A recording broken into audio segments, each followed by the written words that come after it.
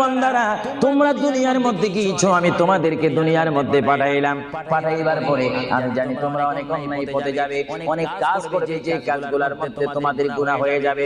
হ্যাঁ বান্দা, তোমরা গুনাহ করবে তাও আমি ভালো মতো জানি, তোমরা পাপ করবে তাও আমি ভালো মতো জানি। বান্দারে, পাপ করার পরে, গুনাহ করার পরে একাই কি মসজিদের মধ্যে তোমরা কেঁদেছো, রব্বানা যালামনা, বলে রব্বানা যালামনা আনফুসানা ওয়া ইল্লাম তাগফির লানা ওয়া তুরহামনা লানাকুনান্না মিনাল খাসিরিন। বলে বলে মসজিদে কেঁদেছো, আসরের নামাজ পড়ে কেঁদেছো, যোহরের নামাজ পড়ে কেঁদেছো, মাগরিবের পড়ে কেঁদেছো, এশার নামাজ পড়ে কেঁদেছো। এ বান্দা, নামাজের মুসল্লা যখন বসে যাও, আমি আল্লাহকে তোমরা বারবার বল, আল্লাহ আমার গুনাহ মাফ করে দাও।